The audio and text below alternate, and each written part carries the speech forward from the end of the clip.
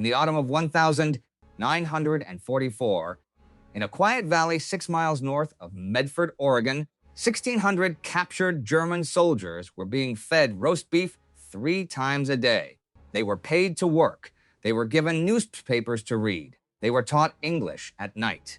Local farmers baked them apple pies and sent the pies through the wire. And in Medford, mothers whose sons had been killed at Anzio and Normandy stood outside that same wire fence, holding photographs of the boys who were never coming home, and asked a question that has never really been answered. Why were we feeding them? This is the story of Camp White, Oregon, of a young German sergeant named Joseph Weber who was told the Americans would shoot him the moment he was captured, and instead was handed a mattress, a slice of pie, and a chance he did not understand. It is the story of what the United States chose to do with its enemies when almost no one back home was watching. It is the story of a decision that, more than any bomb ever dropped on Berlin, may have won the peace that came after the war. And by the end of it, a former enemy soldier would stand in an American courtroom, raise his right hand, and be told 2 words that broke him: welcome home. Joseph Weber's name has been chosen to stand for one man among the 1,600 held at Camp White. His experiences are drawn from the documented memoirs of German prisoners like Willy Gross, from the paintings of Georg Sorg, from the records of the Southern Oregon Historical Society, and from decades of research by historian Joe Peterson of Ashland, Oregon. Every place in this story is real. Every event described happened. The desert did not forgive. For 8 months, Joseph Weber had slept on sand. He had watched trucks burn in the sun. He had watched men from his own platoon fall in the sand and stay there. The Afrika Korps was starving. Rommel was gone. Supply ships from Italy were burning in the Mediterranean before they could reach the coast. On the morning of May 13, 1943, Weber stood in a shallow ditch outside the city of Tunis with 63 other men from his company. Their rifles were stacked in a pile 10 meters behind them. Their commanding officer had ordered them to surrender because there was nothing left. No fuel, no ammunition, no food, no radios, no orders from anyone above them because the German command in Africa had ceased to exist. Nearly 250,000 Axis soldiers laid down their weapons in Tunisia that week. Weber was one of them. He was 22 years old. He had volunteered for the army at 19. He had trained for 2 months in Bavaria, and he had been shipped to Africa without ever seeing combat inside Europe. British soldiers took him first. They marched him east into a temporary compound with wire fences and no water. He waited to be shot. He was not shot. Instead, 3 days later, American soldiers arrived in trucks and drove him to a port on the Mediterranean coast and loaded him and thousands of other men onto a gray steel ship called a Liberty ship. The voyage across the Atlantic took nearly 3 weeks. Weber slept in the hold of that ship on a canvas hammock. Every morning, American sailors lowered buckets of food down through the hatches: beef, bread, potatoes, coffee, fresh water, more food than he had eaten in 3 months. Ate it quietly and watched the other prisoners eat. Most of them did not speak. They had been told the Americans would poison them. They had been told the Americans were animals. They ate the food anyway because they were hungry. The ship docked at Norfolk, Virginia, in July of 1943. From Norfolk, Weber was loaded onto a train, not a boxcar, a passenger car, with padded seats and clean windows. He sat by the window for 4 days and watched America roll past him.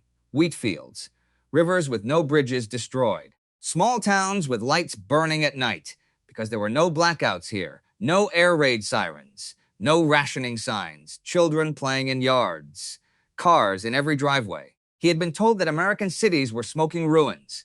He had been told the American economy had collapsed. He had been told the Roosevelt government was on the verge of falling. None of it was true.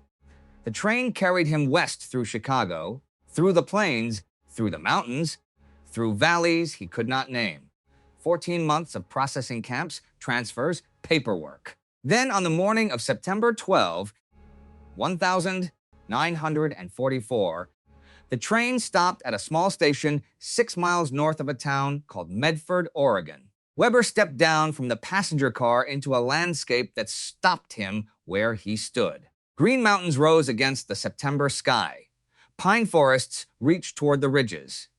The Rogue River cut through the valley below. Weber had grown up in Stuttgart.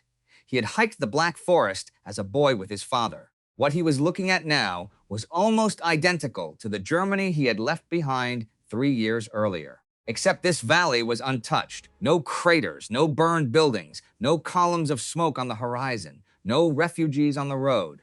War had not come here. Camp White spread across a wide, dry plateau called the Agate Desert. It was the size of a small city. More than 40,000 American soldiers had trained here since 1942, learning to fight in terrain that resembled France and Germany. Now, in the fall of 1944, a separate compound on the northeast edge held 1,600 German prisoners of war. Weber and 83 other new arrivals walked through the main gate at 11:47 in the morning. An American sergeant with a clipboard directed them toward their barracks. He did not shout. He did not raise a rifle. He simply pointed. The barracks were long wooden buildings with tar paper roofs. Inside, each man was assigned a bunk.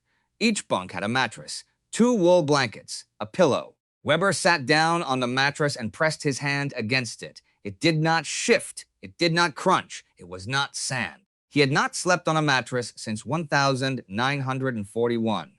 Corporal Werner Engel took the bunk above him. Engel was 24, from a farm outside Munich. He had fought in Poland. He had fought in France. He had fought in Africa. He looked around the barracks, at the mattresses, at the wood stove, at the electric lights, and he said the only thing that could be said.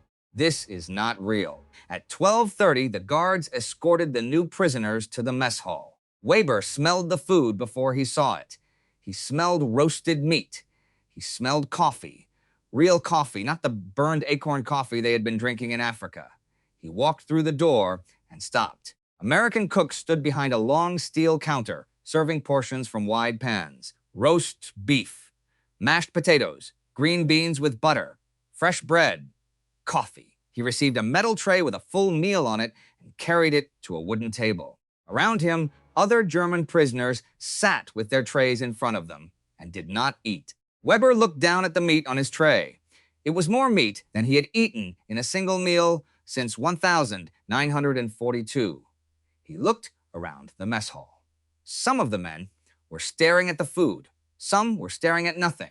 Some were crying. Nobody was speaking.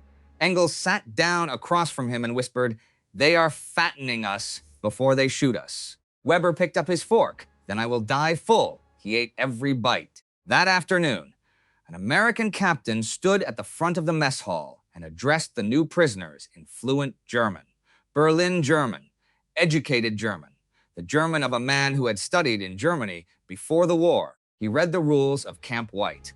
Prisoners would work 6 days a week. Pay was 80 cents a day. Money could be spent at the camp canteen or saved in a trust fund available at repatriation. Prisoners could subscribe to newspapers. The recommended publication was The Oregonian. Prisoners could take night classes in English and American history if they wished. Prisoners could write letters home.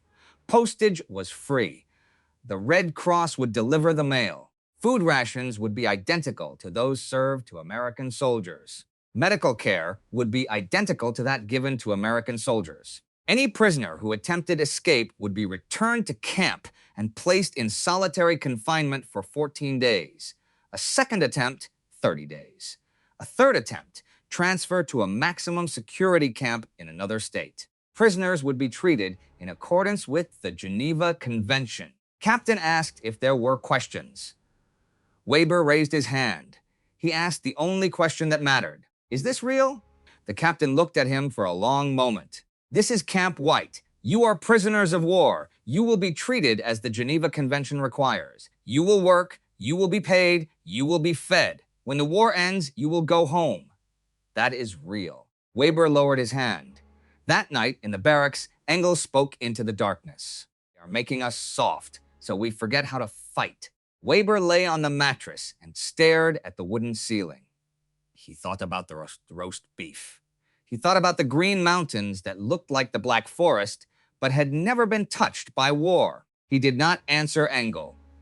He was already beginning to understand that whatever the Americans were doing to them, it was more dangerous than a rifle. The next morning at 7:30, guards loaded Weber and 35 other prisoners into the back of a canvas-covered truck.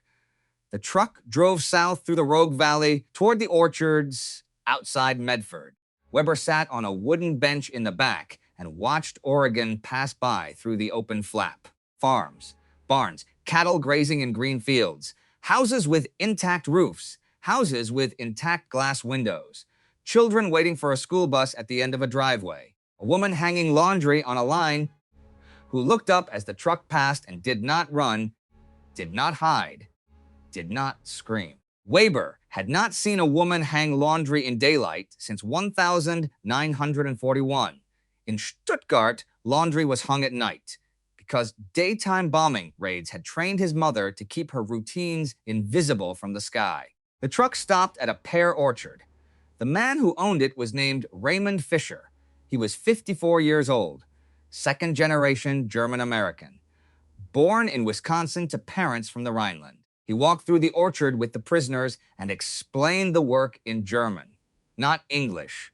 German. Spoke it better than most of them. Pick the pears carefully. Do not bruise the fruit. Do not damage the stems.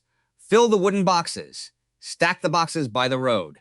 36 boxes is a good day's work. Fill that many, and you go back to camp early. Then Fisher walked back to his truck and drove away. One American guard remained.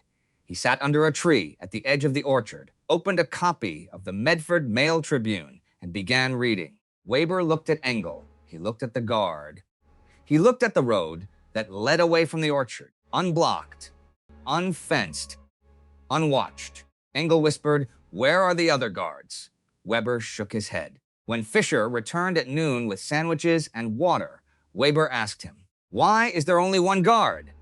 Fisher looked at him with something close to amusement. "Where would you go?" Weber had no answer. "You are in Oregon," Fisher said. "Canada is 800 miles north. Mexico is 1,200 miles south. You have no money. You have no car. You have no civilian clothes. Every farmer between here and the ocean knows German prisoners work these orchards. You walk 5 miles down that road. Someone calls the sheriff. Better, you pick pears. Better, you eat lunch. When the war ends, you go home." Engel looked up from his sandwich. "What if we do not want to go home?" Fisher studied him for a long time. "Then you come back here after the war," he said, "and I give you a job." By 2:17 in the afternoon, Weber had filled 36 boxes. He could have gone back to camp. He chose to keep working. He filled 4 more. That evening, Raymond Fisher sent 6 apple pies to Camp White. The guards distributed slices to the men who had worked in his orchard. Weber ate his slice slowly. He had not tasted pie since before the war. He only knew the pie. The work continued. 6 days a week, different farms, pear orchards, apple orchards, potato fields, onion fields. Weber began attending night classes in English taught by an American lieutenant who had studied in Berlin before the war. Within 6 weeks, Weber could read basic English. He began reading the Oregonian every day. The newspaper told him what the German radio never had. American troops were advancing through France. Soviet troops were driving through Poland. Berlin was being bombed daily. German cities were being reduced to rubble. Stuttgart was on the target list. His mother's letters had stopped coming. The Red Cross said the mail was delayed because of the fighting. Weber wrote to her every week. Short letters. Careful letters. He told her he was safe. He told her he was working on farms in Oregon. He told her the Americans were treating him according to the Geneva Convention. He did not tell her about the roast beef, or the apple pie, or the farmer who spoke German. There was no way to explain those things in a letter that would be read by German censors before it reached Stuttgart. In late November, Fisher asked Weber and 3 other prisoners to help him build a concrete garage. They mixed cement, They poured foundation. They built forms. Fisher worked alongside them, in his own clothes, in his own boots, with his own hands. His wife brought them fresh bread with jam and coffee at midday. She sat in the kitchen and asked them where they were from. She asked if they had families. She asked what they had done before the war. Weber told her about Stuttgart, about his father's print shop, about being drafted in 1941 and sent to Africa without ever fighting in Europe, about surrendering at Tunis and crossing the Atlantic in the hold of a ship. Mrs. Fisher listened. She refilled his coffee twice. When the prisoners returned to the orchard, she sent them back with more bread wrapped in cloth napkins. "Keep the napkins," she said. "I have plenty." The garage took 3 weeks. When it was finished, Fisher walked through it with Weber and nodded slowly. "You did good work. This will last 50 years. Then he handed Weber an envelope. Inside was $5. Weber tried to give it back. Fisher refused. "I would pay an American worker more. You keep it." That evening at the canteen, Weber bought 3 chocolate bars and a magazine about American automobiles. He sat on his bunk that night and stared at photographs of assembly lines in Detroit. Thousands of cars a month, unlimited steel, unlimited rubber, unlimited fuel. He thought about the Africa Corps running out of gasoline. He thought about his commanding officer ordering surrender in Tunisia because there was nothing left to fight with. He put the magazine down and understood for the first time why Germany was going to lose. In December of 1944, the German prisoners at Camp White organized a Christmas art exhibition. For weeks, they had been painting landscapes, portraits, sketches of home, sketches of Oregon. One prisoner, a former commercial artist from Bavaria named Georg Sorg, produced dozens of paintings alone. Local churches donated brushes and canvas and paint. Local Lutheran families donated musical instruments so the prisoners could hold a Christmas service. On the day of the exhibition, nearly 400 paintings and drawings hung in the recreation hall. The camp opened its gates to the public. Families came from Medford, from Ashland, from Central Point. American civilians walked past the barbed wire and looked at art made by the men who had shot at their sons on the beaches of France. Some of the visitors bought paintings and paid the artists directly, but not everyone came to look. Outside the main gate, 7 local families stood in the cold, holding photographs of sons who had been killed at Anzio, at Salerno, at Normandy, at Bastogne. They did not shout. They did not throw anything. They simply stood there and waited for the visitors to leave. Weber saw them through the wire fence. He saw a woman holding a photograph of a young man in uniform. She was crying. He walked back to the barracks and did not look at any more paintings that day. In January of 1945, a new group of prisoners arrived at Camp White. They were not Afrika Korps veterans. They were Wehrmacht men captured during the Battle of the Bulge. Some of them former paratroopers from the Fallschirmjäger divisions. Some of them younger conscripts who had come of age entirely inside the Hitler Youth. Hardened, fanatical, committed to Adolf Hitler in ways the Afrika Korps prisoners no longer were. They did not believe the stories about roast beef and orchards. The first morning in the mess hall, one of the new prisoners threw his tray against the wall and screamed that accepting American food was treason. 3 guards removed him. The next day, he was in the potato fields with everyone else. A week later, an older Afrika Korps prisoner was found in a latrine with a broken jaw and 3 cracked ribs. He would not say who had beaten him. The camp interrogators knew. It was the new arrivals. He had been overheard telling one of them that the war was already lost and that the Americans had treated him better than Berlin ever had. That, in the eyes of the fanatics, was treason. Weber saw the beaten prisoner in the infirmary. The man's face was purple and swollen. Weber said nothing. He walked out of the infirmary and understood that the war was not going to end at Camp White. Not for some of these men. Not ever. The re-education program continued through the spring. The Americans called it information, not indoctrination, because indoctrination would have violated the Geneva Convention. They showed films about the American Constitution. They brought in local Oregon citizens who spoke openly about their opinions of President Roosevelt. Some praised him. Some criticized him harshly. The prisoners sat in silence and watched American civilians insult their own president in front of enemy soldiers, and nothing happened to them. In Germany, that man would have been arrested by nightfall.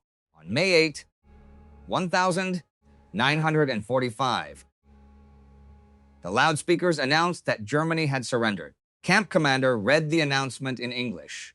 A translator repeated it in German. The Third Reich was gone. Hitler was dead. The war in Europe was over. Weber stood in the yard and waited for something to happen inside him. Nothing happened. Around him, 1,600 German prisoners of war stood in complete silence. No one shouted, no one wept, no one collapsed. The camp commander had prepared for suicides. There were none. The men listened to the translation, and when they were dismissed, they walked back to their barracks and lay down on their mattresses. Engels sat on his bunk that night and stared at the wall. We lost. Yes, my father died in Poland in 940. My brother died in Russia in 1943. I know, for nothing. Weber did not answer. A week later, the Americans began screening films in the recreation hall. They were not required viewing. But every prisoner in Camp White eventually walked in and sat down. The films had come from Buchenwald, from Dachau, from Bergen-Belsen, the camps that American and British troops had liberated in the last weeks of the war. Weber watched the films. He watched the bodies. He watched the ovens. He watched the emaciated survivors staring into the lens with eyes that did not belong to living people. Some of the fanatics walked out and called the films American propaganda. Some of the Afrika Korps veterans stayed and wept. Some vomited in the aisles. Weber stayed until the reel ended. Then he walked outside, sat down against the wall of the barracks, and stared at the Oregon sky. 24 years old. He had believed for a long time that he had been fighting for his country. That night, he understood that his country had been doing something else entirely. In August of 1945, 3 of his mother's letters arrived at Camp White. They had been written months earlier, before the surrender. His father had died in March, when the munitions factory where he had been working was bombed. His younger sister had been killed in January in an air raid that had leveled their neighborhood. His mother was alive. She was living in 3 rooms of a partially destroyed apartment building in Stuttgart. Weber read the letters twice. Then he folded them and put them in his footlocker and went back to the pear orchard the next morning. Fisher saw his face and asked no questions. At the end of the day, Fisher put another envelope into Weber's hand. Weber did not open it until he was back at the barracks. Inside was $10 and a note in careful German handwriting. For your mother, when you can send it. Weber did not leave Camp White in December of 1945 as he had expected. The last prisoners of Camp White were shipped out in May of 1946. Weber was among them.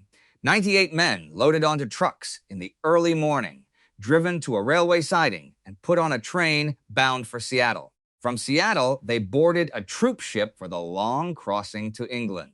They believed they were being sent home. They were not. When the ship docked at Liverpool, Weber and thousands of other German prisoners were transferred to British custody.